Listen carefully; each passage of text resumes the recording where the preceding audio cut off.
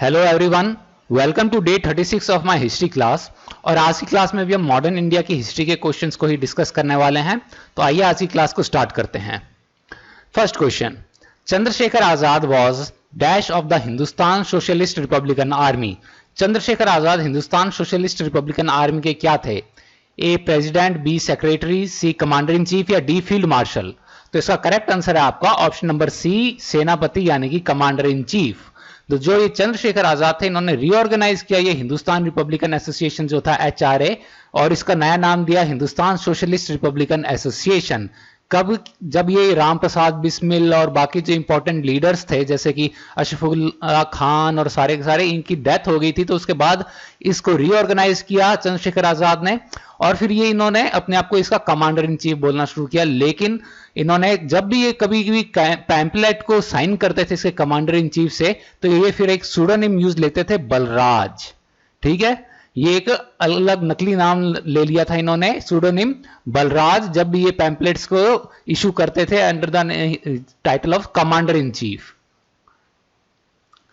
Who declared that he would talk of religion only when he succeeded in removing poverty and misery from the country, for religion could not appease hunger? किसने घोषणा की थी कि वे धर्म पर केवल तभी बात करेंगे जब देश से गरीबी और दुर्गति को समाप्त कर देंगे, क्योंकि धर्म भूख नहीं मिटा सकता है? स्वामी विवेकानंद, महात्मा गांधी, जवाहरलाल नेहरू या दादा भाई नौरोजी। तो इसका करेक्ट आंसर है आपका option number A, Swami Vivekananda. Next, The English who twice served as president of Indian National Congress was, वे अंग्रेज व्यक्ति जो 2 बार भारतीय राष्ट्रीय कांग्रेस के अध्यक्ष रहे? George Yule, sir William Wedderburn, AO Hume या मिसिस एनी बेसेंट। तो देखिए, George Yule was the first Englishman to become the president of Indian national Congress. AO Hume, इनने ये कांग्रेस फाउंड की थी, लेकिन ये कभी इसके प्रेसिडेंट नहीं रहे थे। Mrs Annie Besant was the first lady to become the president of Indian national Congress. इस क्वेश्चन का करेक्ट आंसर आपका option number B, sir William Wedderburn. ये रहे थे आपके 1889 और 1910 के अंदर आपके INC के president. Next, when the Congress ministries were formed in the provinces in June 1937, the Viceroy of India was, जब जून 1937 में प्रांतों में कांग्रेस के मंत्रालयों का गठन किया गया था, उस समय भारत का वायसरॉय कौन था? Lord Willingdon, Lord Irwin, Lord Linlithgow या विस्काउंट वेवल। तो इसका करेक्ट आंसर है आपका 1937 के अंदर आपका था लिनलिथगो। लिनलिथगो का आपका रहा था 1936 से लेकर 1943 तक का टेन्योर, तो उस टाइम के अंदर ये फिर हुआ था काम आपका। अब लिनलिथगो के जो टेन्योर के अंदर और क्या क्या इंपॉर्टेंट चीजें हुई थी, तो ये इंडियन प्रोविंशियल इलेक्शंस तो चलिए हो ही गए आपके 1937 में। वर्ल्ड वॉर आपका इंडिया की जो एंट्री हुई 1939 में। डे ऑफ डिलीवरेंस, आपको कल क्वेश्चन आया था ना कि जब ये प्रोविंसेस से इंडियन नेशनल कांग्रेस ने रिजाइन कर दिया था, क्योंकि इनसे बिना पूछे इंडिया को वर्ल्ड वॉर सेकंड के अंदर अपने ले लिया था ब्रिटिश गवर्नमेंट ने, तो इन सब ने एज ए प्रोटेस्ट रिजाइन किया था। तो इस खुशी में मुस्लिम लीग ने डे ऑफ डिलीवरेंस सेलिब्रेट किया था। ठीक है, लाहौर रेजोल्यूशन, क्रिप्स मिशन आया था, formation of Indian Legion Subhash Chandra Bose ने की थी, आपको ध्यान होगा। ठीक है, Quit India Movement, formation of INA और बंगाल फैमिन ऑफ 1943, जिसको कि चर्चिल को कहा जाता है कि was the culprit of Bengal famine, क्योंकि इसकी वजह से प्रॉब्लम हुई थी और मिलियंस ऑफ पीपल डाइड। तो ये सारी चीजें आपके लिनलिथगो के टाइम में हुई थी टेन्योर में। आप चाहें तो इसका स्क्रीनशॉट ले सकते हैं, इसको देख सकते हैं, सेव कर लीजिए। ठीक है, मैंने साफ कर दिया ये सारा। Okay, next, when the August offer 1940 was offered to India, the Prime Minister of England was, जब भारत को अगस्त प्रस्ताव 1940 की पेशकश की गई थी, तो उस समय इंग्लैंड के प्रधानमंत्री कौन थे? चैम्बरलेन, लिनलिथगो, चर्चिल या एटली। तो इसका करेक्ट आंसर देखिए आपका है Churchill. Linlithgow was the viceroy at that time, ये आपको ध्यान होगा। लिनलिथगो 1936 टू 1943 था, तो लिनलिथगो तो वाइसरॉय, चर्चिल आपके prime minister. Chamberlain was the prime minister who preceded Churchill, ये चर्चिल से पहले थे आपके प्राइम मिनिस्टर चैम्बरलेन, और इनके टाइम में वर्ल्ड वॉर सेकंड आपका जो था डिक्लेयर हो गया था चैम्बरलेन के टाइम पे।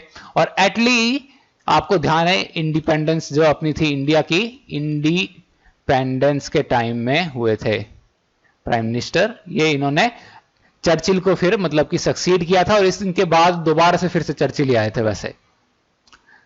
ये आप देख सकते हैं चर्चिल के टेन्योर 40 to 45, फिर 51 to 55, 45 to 50 आपका था वो अपने एटली का।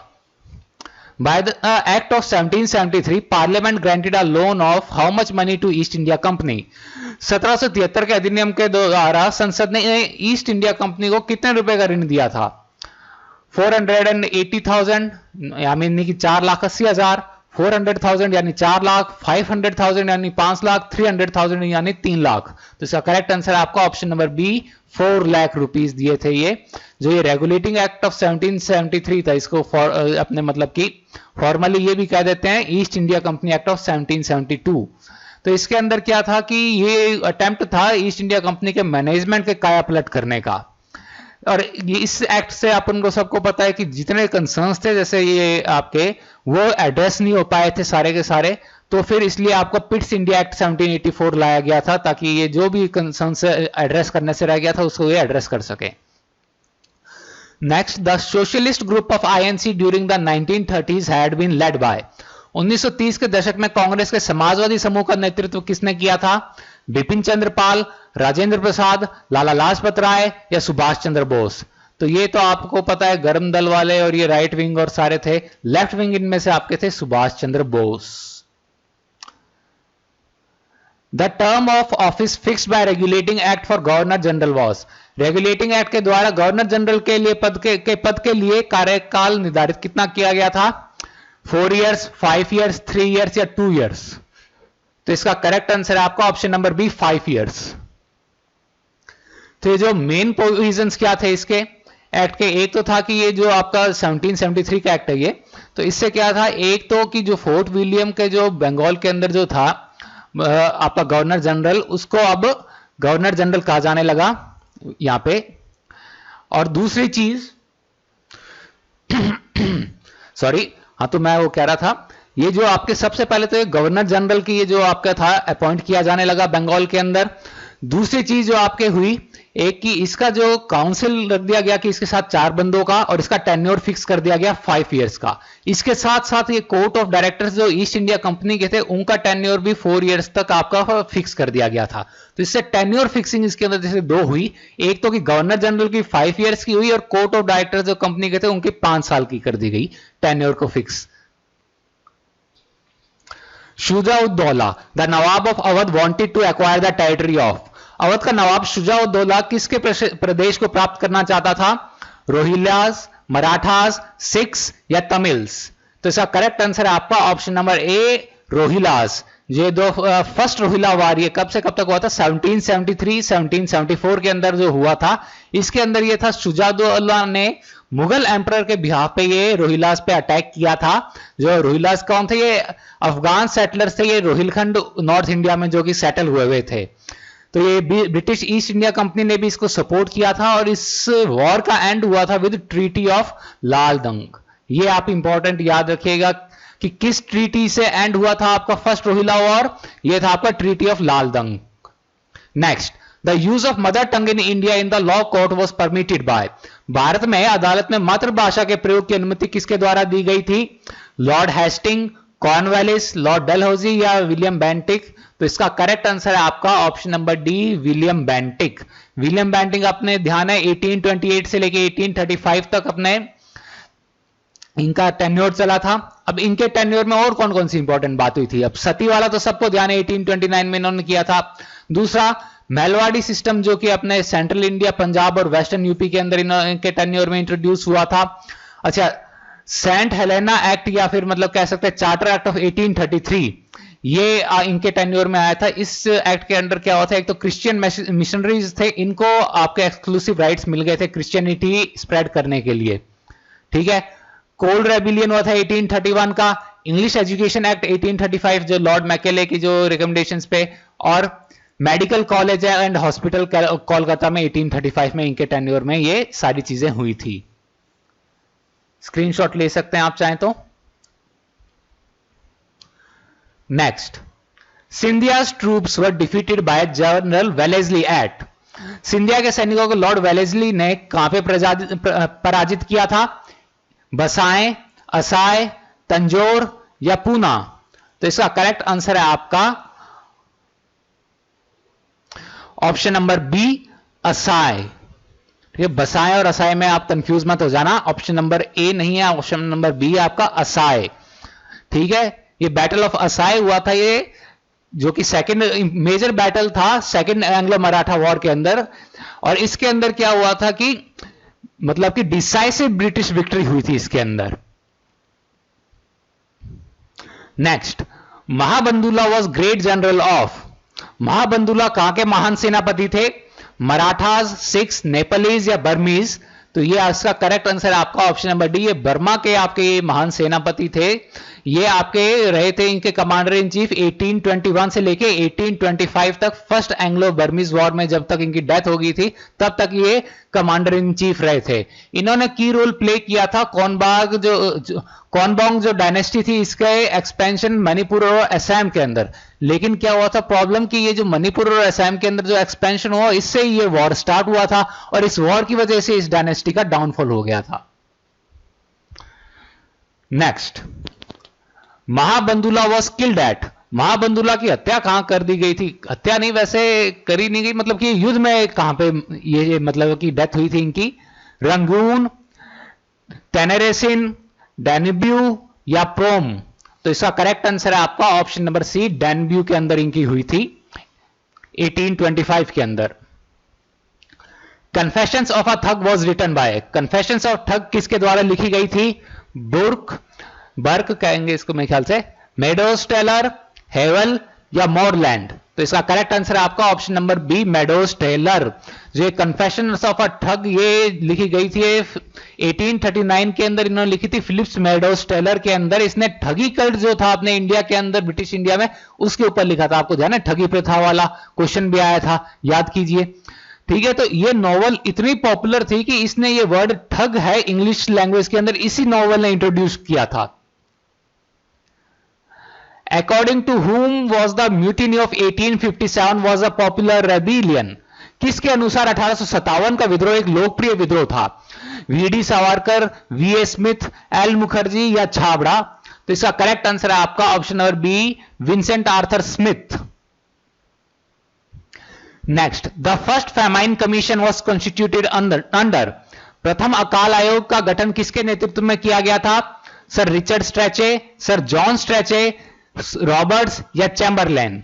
तो इसका करेक्ट आंसर है आपका option number A, sir Richard Strachey. देखिए अब स्ट्रेचे नाम खाली आप याद रख लेते तो यहां पे आप आंसर नहीं दे पाते। तो इसका करेक्ट आंसर है सर रिचर्ड स्ट्रेचे। ये 1878 के अंदर एस्टेब्लिश की गई थी। आपका क्वेश्चन ये भी बन सकता है कि फर्स्ट फैमिन कमीशन आपकी कब बनी थी? 1878 में कंस्टिट्यूट हुई थी ये। और इसने क्या रिकमेंडेशन दी थी? इसने कहा था कि स्टेट इंटरफेरेंस हो फूड ट्रेड के अंदर जब ये फेमाइन हो तब। The Mayo college was started at. Mayo college की शुरुआत कहां की गई थी? दिल्ली, कैलकाटा, आगरा या अजमेर? तो इसका करेक्ट आंसर है आपका, ये मेरे होम स्टेट राजस्थान के अंदर अजमेर है, वहां पे है मेयो कॉलेज। तो ये लॉर्ड मेयो ने फाउंड किया था और लॉर्ड मेयो ने राजकुमार कॉलेज भी फाउंड किया था राजकोट के अंदर। ये प्रिंसेस जो थे इनके एजुकेशन के लिए ये दोनों कॉलेज फाउंड किए गए थे। लॉर्ड मेयो तो अपने को ध्यान है, वाइसरॉय थे अपने। Arrange the following in chronological order लीजिए, लॉर्ड मेयो का यहां पे नाम भी आ गया। ठीक है, तो देखें कौन कौन से? Lord Lytton, Lord Mayo, Lord Lansdowne या लॉर्ड लिनलिथगो? तो इसका देखें, लिनलिथगो तो अपने सबको पता है लास्ट के अंदर हुए थे 1936। इन सब में सबसे लास्ट में आपका लिनलिथगो ही होंगे 1930। अरे ये मिट कैसे रहा है? 1936 के अंदर लॉर्ड लिनलिथगो का है। लॉर्ड मेयो आपके जो थे ना, ये सबसे पहले आपके आए थे 1869 के अंदर, फिर आए थे आपके लॉर्ड लिटन 1876 में। मैं भी कंफ्यूज हो गया, थोड़ा कंफ्यूजिंग क्वेश्चन था क्योंकि आपको ईयर्स याद रखने थे। सबसे लास्ट में तो सबको पता ये 1936 के अंदर आपके आए थे लॉर्ड लिनलिथगो। और ये फिर आपके जो लैंसडॉन आए थे ये आपके आए थे 1888 के अंदर। ठीक है, तो आपका करेक्ट सीक्वेंस है सेकंड, फर्स्ट, थर्ड और फोर्थ। तो ये आपका हो गया सेकंड, फोर्थ। अच्छा ये बी है आपका, आप ए और बी के अंदर कंफ्यूज रहते। ठीक है, आप यहां पे डेज को वेरीफाई भी कर सकते हैं, यहां पे जो मैंने बताई थी। Next, the Tata iron steel works was completed with the aid of. Tata लौह और इस्पात कारखाना का किसके सहयोग के साथ तैयार किया गया था? Japanese expert, Russian expert, American experts या फ्रेंच एक्सपर्ट्स? तो इसका करेक्ट आंसर है आपका ऑप्शन नंबर सी, जो ये अमेरिकी जो विशेषज्ञ थे इन्होंने किया था। ये 1907 के अंदर आपका ये एस्टेब्लिश हुआ था मुंबई में, Tata iron and steel company. और ये अमेरिकन स्पेशलिस्ट इन्होंने 1903 के अंदर ही बुला लिए थे, जो कि इन्होंने फिर बाद में सर्वेइंग और स्टार्ट की थी। Rowlatt act, Rowlatt, after whom the Rowlatt act was named was a. Rowlatt, जिनके नाम पर रोलट एक्ट का नाम पड़ा, कौन थे? Justice general, member of parliament या secretary of state of for India? तो इसका करेक्ट आंसर है आपका ऑप्शन नंबर ए, जस्टिस थे ये रोलट एक्ट। ये आपका पूरा नाम था सर सिडनी रोलट, ठीक है। Montagu, who toured India in 1918 was a. Montagu, जिन्होंने 1918 में भारत की यात्रा की थी, कौन था? Member of privy council, member of viceroy's council, secretary of state for India या वायसरॉय ऑफ इंडिया? तो देखिए 1918 में मोंटेगू रिपोर्ट आई थी और 1919 में मोंटेगू चेल्मसफोर्ड रिफॉर्म्स आए थे। तो मोंटेगू चेल्मसफोर्ड जो रिफॉर्म्स थे, इसके अंदर आपको क्या था कि चेल्मसफोर्ड तो आपके वायसरॉय थे, मोंटेगू आपके थे secretary of state for India. 1917 से 1922 तक का इनका टेन्योर रहा था। Next, the non cooperation movement under Mahatma Gandhi was in full swing during the vice royalty of. किस वायसरॉय के काल में महात्मा गांधी के नेतृत्व में शुरू किया गया असहयोग आंदोलन अपने चरम पर था? चेल्मसफोर्ड, इरविन, रीडिंग या हार्डिंज? तो इसका करेक्ट आंसर है आपका option number C, Lord Reading के टाइम पे हुआ था। चेल्मसफोर्ड के टाइम तो आपको ये क्या कहते हैं, वो आया था रोलट एक्ट। रीडिंग आपके चले थे 1921 से लेकर 1926 तक वायसरॉय, और इनके टाइम पे और क्या क्या हुआ था? एक तो मालाबार रेबिलियन हुआ था, ठीक है, ये आपको मैंने बता भी चुका हूं। ये मालाबार या मोपला रेबिलियन, ये कम्युनल राइट्स बाद में बन गए थे, स्टार्ट हुए थे ये as an anti British movement, लेकिन बाद में ये कम्युनल राइट्स हो गए थे और गांधी जी ने इसको फिर सीवियरली क्रिटिसाइज किया था। नॉन कॉपरेशन मूवमेंट तो चलिए है ही है। अच्छा, विश्व भारती यूनिवर्सिटी भी रीडिंग के टाइम में हुई थी, इंपॉर्टेंट आपको ध्यान रखना है। रविन्द्रनाथ टैगोर ने फाउंड की थी विश्व भारती यूनिवर्सिटी, किसके टाइम पे? लॉर्ड रीडिंग के टाइम में। उस टाइम में यूनिवर्सिटी नहीं थी, यूनिवर्सिटी आपकी इंडिपेंडेंस के बाद बनी थी, ये उस टाइम कॉलेज था। Tilak started his career as a. Tilak ने अपने पेशे की शुरुआत किसके तौर पे की थी? राइटर, प्रोफेसर, जर्नलिस्ट या लॉयर? तो इसका करेक्ट आंसर है आपका ऑप्शन नंबर बी, प्रोफेसर। तिलक ये स्टार्टिंग में जब अपने ग्रेजुएशन के बाद मैथमेटिक्स इन्होंने स्टार्ट की थी पढ़ाना एक प्राइवेट स्कूल के अंदर, लेकिन वहां पे इनके आइडियोलॉजिकल डिफरेंसेस थे कलीग्स के, तो इस वजह से इन्होंने वहां से अपना रिजाइन दे दिया, वहां से हट गए और एक जर्नलिस्ट बन गए तिलक। According to whom was the mutiny of 1857 a purely military outbreak? किसके अनुसार 1857 का विद्रोह पूरी तरह से एक सैन्य विद्रोह था? V D Savarkar, V A Smith, sir John Lawrence या रॉबर्ट्स? तो इसका करेक्ट आंसर है आपका option number C, sir John Lawrence. Sir John Lawrence के अकॉर्डिंग आपका था कि ये एक पूरी तरह से एक मिलिट्री ही ये आपका मतलब आउटब्रेक रहा था। ये आपके वाइसरॉय रहे थे 1864 से लेके 1869 तक, और इनके जो टेन्योर में मेन जो इवेंट्स हुए, एक तो भूटान वॉर हुआ, ठीक है, फिर शिमला को जो आपकी समर कैपिटल बनाई गई ये 1863 के अंदर, ये सर जॉन लॉरेंस के टाइम पे बनाई गई। ये भी इंपॉर्टेंट है, आप ध्यान रखिएगा। कल को ये भी क्वेश्चन आ सकता है कि आपने वाइसरॉय के टाइम पे मतलब कि जो था शिमला हाउस, ये जो था ये शिमला कैपिटल, समर कैपिटल किस टाइम पे बनाई गई थी, किसके टेन्योर में बनाई गई थी? तो जॉन लॉरेंस के 1863 में बनाई गई थी। अच्छा, फिर ये एक चर्च केशव चंद्र सेन ने एस्टेब्लिश किया था, टैबरनेकल ऑफ न्यू डिस्पेंसेशन। और लास्ट आपका ये एक main important Allahabad high court जो 1866 का है, वो भी इनके टाइम में ही एस्टेब्लिश हुआ था। नेक्स्ट, अल हिलाल वॉज, अल हिलाल क्या था? मॉस्क, जर्नल, मदरसा या गार्डन? तो ये आपको सबको पता ही, अल हिलाल एक जर्नल था, पत्रिका थी, किन की थी? आपके मौलाना अबुल कलाम आजाद की। इसके बारे में मैं ऑलरेडी आपको सारी डिटेल्स दे चुका हूं पहले, तो ये रिपीट करने की जरूरत नहीं है। Tilak called him the diamond of India, the jewel of Maharashtra and the prince of workers. Who is referred to in these words? Tilak ने उन्हें भारत का हीरा, महाराष्ट्र का आभूषण तथा मजदूरों का राजकुमार कहा था। इन शब्दों में किन की चर्चा की गई है? एमजी रानाडे, शिवाजी, गोखले या माधवराव? तो इसका करेक्ट आंसर है आपका Gokhale. Next, the famine in Bihar and Bengal in 1873-74 was averted by the timely action of. Bihar तथा बंगाल में 1873-1874 के अकाल के प्रभाव को किसकी समयोचित कार्यवाही से कम कर दिया गया था? मिंटो, मॉर्ले, नॉर्थब्रुक या हेस्टिंग्स? तो इसका करेक्ट आंसर है आपका ऑप्शन नंबर सी, नॉर्थब्रुक, जो आपके वायसरॉय थे आपके 1872 से लेके 1876 तक। इनके टाइम पे कौन कौन सी इंपॉर्टेंट चीज हुई थी? एक तो चलिए ये फेमीन तो हो ही गया, एक आपका सत्यशोधक समाज जो था ये इनके टाइम पे फाउंड हुआ था नॉर्थब्रुक के, और ये ड्रामेटिक परफॉर्मेंसेस एक्ट 1876 भी इनके टाइम में आया था। ये इसके अंदर क्या था, जो कोई भी मतलब ये ड्रामा थिएटर जो होता था जिसमें कि ये इंडिपेंडेंस औरों के विचारों को प्रमोट करते थे, तो उन्हें सेडिशियस मान के फिर उनके ऊपर बैन लगाने का ये प्रोविजन इस एक्ट के अंदर था। Liton was selected as viceroy to India to fulfill the ambitious plans of Disraeli in। कहां पे डिज़रायली के महत्वाकांक्षी योजनाओं को पूरा करने के लिए भारत का वायसरॉय लिटन को चुना गया था? अवध, अफगानिस्तान, बंगाल या बर्मा? तो इसका करेक्ट आंसर है आपका ऑप्शन नंबर बी, अफगानिस्तान। जो ये लिटन था ये आपके डिज़रायली का ही एक तरीके से कह सकते हैं प्रोटीजी, या कह सकते हैं अनुयायी कह सकते हैं, मतलब कोई किसी का चेला होना इस तरीके से, मतलब वो था लिटन। लिटन आपने को पता है वायसराय कब से कब तक था? 76 से लेके 80 तक। और इसका टेन्योर के टाइम ही आपको ध्यान है क्वीन विक्टोरिया ने प्रोक्लेम किया था she was the empress of India, 1876 के अंदर ही हुआ था, ये आपको ध्यान है। बेंजामिन डिज़रायली ने ये आपको रिकमेंड किया था, ये सारा मैं आपको पहले बता चुका हूं।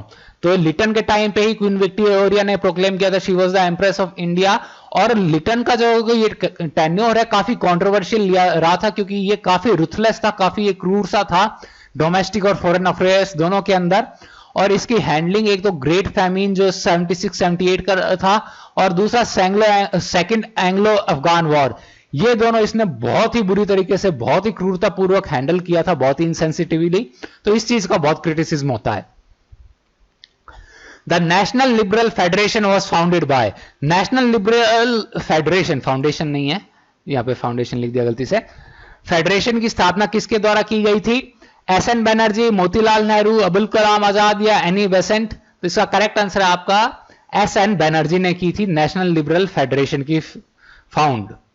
ठीक है, आपको ध्यान है ये किस लिए हुआ था, ये सारा आप बता भी चुके हैं कि ये कांग्रेस के जो पार्ट थे, जो एक तो जो एक्सट्रीमिस्ट थे, एक मॉडरेट्स थे, मॉडरेट एक्सट्रीमिस्ट ने अपोज की थी मॉन्टेगू रिपोर्ट, और ये सारा मैं आपको बता चुका हूं। Next, anthology of the bomb was written by. Anthology of the bomb किसके द्वारा लिखी गई थी? बाल गंगाधर तिलक, बिपिन चंद्र पाल, भगत सिंह या लाला लाजपत राय? तो इसका करेक्ट आंसर है आपका option number B, Bipin Chandra Pal ने लिखी थी। इसके बाद में इनका ट्रायल भी हुआ था, जिसके बाद इन्होंने माफी मांग ली थी बिपिन चंद्र पाल ने इस बुक के लिए। The author of a nation in the making was. A nation in the making के लेखक कौन थे? एसएन बनर्जी, महात्मा गांधी, ह्यूम या तिलक? तो इसका करेक्ट आंसर है आपका option number A, S N Banerjee. Next, Which of the following is one of the causes for the passing of Act of 1773? 1773 के अधिनियम के पारित होने का एक कारण निम्नलिखित में से कौन सा था? फेलियर ऑफ डबल गवर्नमेंट, दोहरी सरकार की असफलता, सक्सेस ऑफ डबल गवर्नमेंट, दोहरी सरकार की सफलता, एजिटेशन इन इंडिया, भारत में विद्रोह, या डिजायर ऑफ इंडियन मर्चेंट्स, भारतीय व्यापारियों की चाहत? तो इसका करेक्ट आंसर आपका option number A, failure of double government, दोहरी सरकार की असफलता, जो कि आपके रॉबर्ट क्लाइव ने आपके ध्यान है एस्टेब्लिश की थी। तो इस चीज को फिर हटाने के लिए ये आपका एक्ट लाया गया था। Pitt's India bill of 1784 was named after. Pitt's India विधेयक का नाम किस पर रखा गया था? Prime minister of Britain, governor general of India, secretary of state या लॉ मिनिस्टर ऑफ ब्रिटेन? तो इसका करेक्ट आंसर है आपका ऑप्शन नंबर ए, ब्रिटेन के प्रधानमंत्री जो थे विलियम पिट द यंगर, इनके ऊपर यह नाम रखा गया था। ये विलियम पिट द यंगर जो थे ये आपके यंगेस्ट प्राइम मिनिस्टर बने थे ब्रिटेन के 1783 में एट द एज ऑफ 24। ठीक है, और ये फर्स्ट प्राइम मिनिस्टर बने थे United kingdom of great Britain and Ireland के जनवरी 1801 के अंदर। तो ये दो यहां पे इंपॉर्टेंट चीज हो जाती है विलियम पिट द यंगर के बारे में। The charter act of 1813 allotted rupees how much annually for Indian learning and spread of scientific knowledge? 1813 के चार्टर एक्ट में भारतीय शिक्षा तथा वैज्ञानिक ज्ञान के प्रसार के लिए कितने रुपए का वार्षिक आवंटन किया गया था? 1 लाख, 1 लाख, 2 लाख, 10,000 या 50,000? तो इसका करेक्ट आंसर है आपका 1 लाख, यानी कि 1 लाख रुपए आपके दिए गए थे ब्रिटिश ईस्ट, अच्छा, इस चार्टर एक्ट 1813 के अंदर क्या हुआ था, एक तो ब्रिटिश ईस्ट इंडिया कंपनी की कॉमर्शियल मोनोपोली खत्म कर दी गई थी, और भी चीज मैंने आपको बताई थी, क्रिश्चियन मिशनरीज वाला, ठीक है, इंग्लिश प्रोपेगेट करना और अपना रिलीजन प्रीच करना, ये हो गया था, परमिशन मिली थी। The act of 1833 concentrated the legislative powers in the hands of, 1833 के अधिनियम ने विधायी शक्तियों को किसके हाथ में केंद्रित कर दिया था, parliament, governor general's council, board of control या क्राउन। तो इसका करेक्ट आंसर है आपका option number B, governor general का जो काउंसिल था, उसका जो परिषद था, उसके हाथ में थे, ये आ गया था। जो ये एक्ट था 1833, इसने आपको ध्यान में रीडेजिग्नेट किया था गवर्नर जनरल ऑफ बंगाल को as a governor general of India. 1833 के एक्ट से पहले आपका था गवर्नर जनरल ऑफ बंगाल, अब गवर्नर जनरल ऑफ इंडिया जाना जाने लगा, जो कि पहला था आपका William Bentinck became the first governor general of India. इसमें क्या हुआ कि फिर जो गवर्नर्स ऑफ बॉम्बे और मैड्रास थे, उनकी लेजिस्लेटिव पावर्स चली गई, और गवर्नर जनरल जो था ये बंगाल का, इसको जो कि गवर्नर जनरल की जो गवर्नमेंट थी, उसको कहा जाने लगा गवर्नमेंट ऑफ इंडिया, और इसी काउंसिल को कहा जाने लगा इंडियन काउंसिल, इंडिया काउंसिल। और गवर्नर जनरल और इसकी जो एग्जीक्यूटिव काउंसिल को एक्सक्लूसिव लेजिस्लेटिव पावर दे दी गई पूरे ब्रिटिश इंडिया के ऊपर। और ब्रिटिश ईस्ट इंडिया कंपनी की जो भी ये कॉमर्शियल जो एक्टिविटी थी, ये इसकी खत्म कर दी गई पूरी तरीके से इस एक्ट से, और ये प्योरली एक एडमिनिस्ट्रेटिव बॉडी बन के रह गया था, एक्ट ऑफ 1833। ये एक्ट इंपॉर्टेंट है, ये सारा सारा आपको याद रखना है, ध्यान रखिएगा, इसमें से कहीं पे भी क्वेश्चन बन सकता है। Next, with whom was the 7-year rule of missions, omissions and commissions associated? Mission, omission तथा कमीशन के 7 वर्षीय शासन का संबंध किससे था? Lord Dalhousie, Lord Curzon, Lord Lytton या लॉर्ड मेयो? तो इसका करेक्ट आंसर है आपका option number B, Lord Curzon. ठीक है, कर्जन आपको ध्यान है 1899 से लेके 1905 तक इसका टेन्योर रहा था। इसके टेन्योर में और क्या क्या हुआ था? बंगाल का पार्टीशन सबको पता है। ऑफिशियल सीक्रेट्स एक्ट ऑफ 1904 आपका कर्जन के टाइम पे आया था। सेकंड दिल्ली दरबार आपके कर्जन के टाइम में लगा था। ठीक है, appointment of police commission under sir Andrew Fraser, ये कर्जन के अंडर हुआ। ये रेलवे यूनिवर्सिटी कमीशन 1902 में कर्जन के अंडर आया। इंडियन यूनिवर्सिटीज एक्ट 1904 कर्जन के अंडर आया। और बनारस हिंदू गर्ल्स स्कूल, जिसको कि एनी बेसेंट ने फाउंड किया था 1904 में, यह भी कर्जन के टेन्योर में ही हुआ था। इन 1942 Europe had witnessed a great war between, 1942 में यूरोप में किस किस के बीच में विशाल युद्ध का गवाह बना था? Sweden and Russia, France and Germany, Germany and England या जर्मनी एंड रशिया? तो इसका करेक्ट आंसर है आपका option number D, Germany and Russia. ये जर्मनी और रशिया के बीच में बैटल ऑफ स्टालिनग्रेड जो हुआ था, ये 42-43 के अंदर। यहां पे क्या होता है, जर्मनी और इसके अलाइज ने सोवियत यूनियन के साथ में मतलब वॉर हुआ था, और इसके अंदर सोवियत विक्ट्री हुई थी, और जर्मनी की जो 6th आर्मी थी ये पूरी तरह से डिस्ट्रॉय हो गई थी। स्टालिनग्रेड को वो वोल्गोग्रेड कहते हैं। तो रशिया के अंदर देखिए कोई नहीं जीत सकता, रशिया में सिर्फ रशिया की ठंड ही जीतती है। यहां पे हिटलर की हार हुई, यहां पे नेपोलियन की हार हुई, रशिया की ठंड से कोई नहीं जीत पाता आसानी से। रशिया को जिसने भी हराया था, वो एक क्वेश्चन पहले भी आया था ना रशिया और जापान वाला, तो वो रशिया के अंदर फाइट नहीं हुई थी इसलिए जीत गए थे, वरना रशिया की ठंड में कोई नहीं जीत पाता है। The United East India company refers to the company in India formed by the, United East India company भारत में वह कंपनी थी जिसका गठन किसके द्वारा किया गया था? पोर्चुगीज, डच, फ्रेंच या ब्रिटिश? तो ये यूनाइटेड ईस्ट इंडिया कंपनी और कुछ नहीं, डच ईस्ट इंडिया कंपनी ही थी, इसका फॉर्मल नेम था ये United East India company. Next, Madras was returned by the French to the British in 1748 by the Treaty of, किस संधि के द्वारा 1748 में फ्रांसीसियों ने मद्रास को अंग्रेजों को लौटा दिया था? पेरिस, दिल्ली, लंदन या एक्सला चैपेल? तो वो आपकी थी option number D, treaty of Aix la Chapelle, जो ये 1748 के अंदर हुई थी। इसके साथ ही आपका ऑस्ट्रियन वॉर ऑफ सक्सेशन खत्म हुआ था। इसको ट्रीटी ऑफ एचएन भी कह देते हैं, इसके बारे में मैंने आपको पहले भी बताया हुआ है डिटेल्स के अंदर। इस ट्रीटी के एक टर्म ये भी था कि जो ब्रिटेन है, ये फ्रेंच पोजेशन जो था लुइसबर्ग का, वो उसको रिटर्न करेगा, और बदले में फ्रांस जिन्होंने कि ये मैड्रास 1746 में कैप्चर किया था, वो ब्रिटेन को ये वापस दे देगा फ्रांस। तो ये आपका लेन देन यहां पे हुआ था इस ट्रीटी के अंदर। Next, the Nehru report of 1928 with proposals for constitutional reforms had been prepared by, संवैधानिक सुधारों के प्रस्तावों से युक्त 1928 की नेहरू रिपोर्ट किसके द्वारा तैयार की गई थी? मोतीलाल नेहरू, जवाहरलाल नेहरू, कमला नेहरू या ऑल ऑफ द अबव? तो इसका करेक्ट आंसर है आपका ऑप्शन नंबर ए, मोतीलाल नेहरू। इन्होंने की थी ये नेहरू रिपोर्ट। इसके अंदर क्या था कि जो न्यू डोमिनियन स्टेटस की डिमांड की गई थी और एक फेडरल जो स्ट्रक्चर है ये सेटअप करने की बात हुई थी, और एक federal form of government India के अंदर, इंडियन कॉन्स्टिट्यूशन में। तो इसके अंदर जॉइंट इलेक्टोरेट्स की भी बात हुई थी, जिसमें कि माइनॉरिटीज के लिए रिजर्व की जाए सीट्स। इसको प्रिपेयर किया गया था एक ऑल पार्टीज कॉन्फ्रेंस के अंदर, जिसको कि चेयर किया था मोतीलाल नेहरू ने, और पंडित जवाहरलाल नेहरू जो कि इनके बेटे थे ये इसके सेक्रेटरी थे। ठीक है, तो चेयर लेकिन मोतीलाल नेहरू ने किया था, तो इसलिए ये कहा जाएगा कि मोतीलाल नेहरू ने ये रिपोर्ट तैयार की थी। तो ऑप्शन नंबर ए आपका करेक्ट है। Next, Nana Saheb, the adopted son of Peshwa Bajirao II, had become a great enemy of the British because Peshwa Bajirao द्वितीय के दत्तक पुत्र नाना साहिब अंग्रेजों के बड़े शत्रु बन गए थे, क्योंकि the queen had humiliated him, रानी ने उन्हें अपमानित किया था। He had lost his title, उन्होंने अपनी उपाधि खो दी थी। The British had stopped his pension, अंग्रेजों ने उनकी पेंशन रोक दी थी। या his estate had been snatched from him, उनकी संपदा उनसे छीन ली गई थी। तो इसका करेक्ट आंसर है आपका ऑप्शन नंबर सी, इनकी जो पेंशन है वो रोक दी थी ब्रिटिश ने, क्योंकि ये आपके एडॉप्टेड सन थे, तो ब्रिटिश ने इनको एज अ जो लेजिटिमेट एयर है उसको रिकॉग्नाइज करने से मना कर दिया था, इसलिए इनकी पेंशन रोक दी थी। तो आपको ये रीजन था कि जो ये 1857 का जो अपना स्ट्रगल था, इसलिए ये पॉपुलर नहीं हुआ था, क्योंकि ये कॉमन लोगों से ये जुड़ाव नहीं था, इस चीज का आम लोगों से इसका जुड़ाव नहीं था। ये सभी क्या अपने कुछ ना कुछ किंगडम के लिए, औरों के लिए कर रहे थे, आम लोग उससे कनेक्टेड नहीं थे, इसलिए 1857 वाला ये फेलियर रहा था, ये मेजर रीजन था। और गांधी जी ने इसीलिए सक्सेसफुल कर दिया इंडिया का इंडिपेंडेंस स्ट्रगल, क्योंकि इन्होंने अपने जो था आम लोगों को इंडिया के इंडिपेंडेंस स्ट्रगल से जोड़ दिया था। तो ये मेजर डिफरेंस था। Identify the revolutionary among the following who was not active in London, निम्नलिखित में से उस क्रांतिकारी की पहचान करें जो लंदन में सक्रिय नहीं थे। श्यामजी कृष्ण वर्मा, इन्होंने तो इंडिया हाउस फाउंड किया था।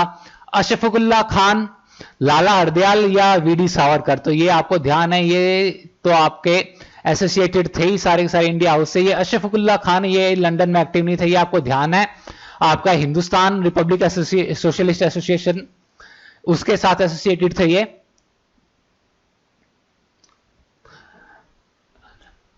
What benefits did the Pune Pact offer to the depressed classes? Poona समझौते के शोषित वर्गों में कौन से लाभ हुए थे?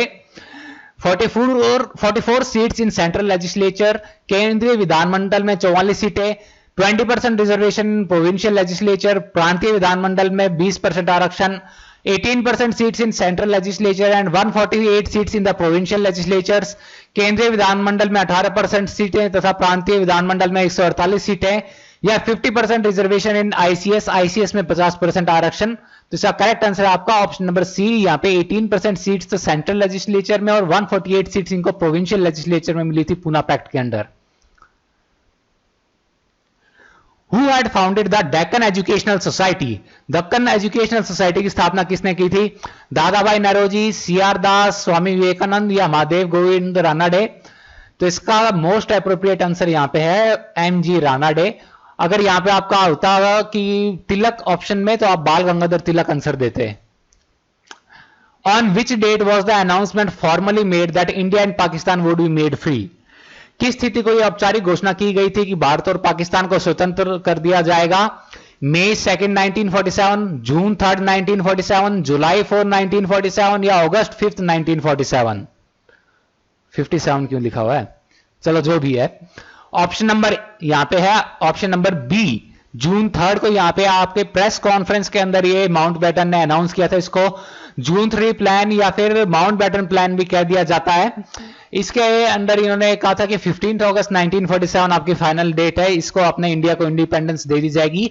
ये इनप्रॉम्प्टू डेट ये माउंटबेटन ने कही थी, अचानक से उसी टाइम दिमाग में आया माउंटबेटन को और माउंटबेटन ने दे दी। ये डेट दिमाग में इसलिए आई थी क्योंकि ये एनिवर्सरी थी of Japanese surrender to the British forces, British army, ये जो सेकेंड वर्ल्ड वॉर हुआ था उसके अंदर। Infanticide was completely banned by the, किसके द्वारा शिशु हत्या पर पूर्णतः प्रतिबंध लगा दिया गया था? Bengal regulation act 17 of 1829, Sharda act of 1930, Bengal regulation act 21 of 1971 या मिंटो मॉर्ले रिफॉर्म्स। भगवान, रोमन न्यूमरल्स काफी लंबे टाइम बाद पढ़ रहा हूं तो थोड़ी दिक्कत आई। इसका करेक्ट आंसर है आपका option number C, Bengal regulation act 21 of 1795। Next, the Shuddhi movement involving the conversion of non Hindus to Hinduism was started by. Shuddhi आंदोलन जिसमें गैर हिंदुओं को हिंदू धर्म में शामिल करवाया गया था, किसके द्वारा शुरू किया गया था? स्वामी विवेकानंद, राजा राम मोहन राय, स्वामी दयानंद सरस्वती या अरविंदो घोष। तो आप सभी को पता है ये आर्य समाज के अंदर ही हिंदुइज्म के अंदर सबसे पहले कन्वर्जन आया था। तो ये स्वामी दयानंद सरस्वती और सर इनके ये फॉलोअर स्वामी श्रद्धानंद जो थे, इन्होंने ये स्टार्ट किया था शुद्धि मूवमेंट का ये सारा काम। Identify the body among the following that was not founded by doctor B R Ambedkar. निम्नलिखित में से उस संस्थान की पहचान करें जिसकी स्थापना डॉक्टर बी आर अंबेडकर के द्वारा नहीं की गई थी। Samaj Samata Sangh, people's education society, Deccan education society या डिप्रेस्ड क्लास इंस्टीट्यूट। तो आपको ध्यान है ये डेक्कन एजुकेशन सोसाइटी अभी थोड़ी देर पहले ही किया था। इसका आंसर मैंने एमजी रानाडे में कहा था और ये बताया था कि अगर बाल गंगाधर तिलक दिया होगा तो वो आंसर हो जाएगा। The charter for the establishment of east India company was granted by. East India company की स्थापना का चार्टर किसके द्वारा स्वीकृत किया गया था? Queen Elizabeth first, queen Anne Boleyn, queen Mary या क्वीन विक्टोरिया। तो इसका करेक्ट आंसर है आपका क्वीन एलिजाबेथ फर्स्ट। ये 1600 के अंदर इन्होंने ये दे दिया था, ठीक है। और यहां पे आपको पता है कौन था एम्परर? यहां पे अपने एम्परर था अकबर, ठीक है। अकबर के टाइम पे ये हुआ था काम, वहां पे थी क्वीन एलिजाबेथ फर्स्ट। आज का last question, who among the following had authored the book the at the feet of Mahatma Gandhi. निम्नलिखित में से किस व्यक्ति ने पुस्तक लिखी थी कि at the feet of Mahatma Gandhi? JB Kripalani, Rajendra Prasad, Jayaprakash Narayan या विनोबा भावे। तो इसका करेक्ट आंसर है आपका option number B, doctor Rajendra Prasad. तो इसके साथ ही आज के अपने 50 क्वेश्चंस खत्म होते हैं। आपकी आज की क्लास यहां पे एंड होती है। मिलते हैं हम नेक्स्ट क्लास में। Thank you and good luck.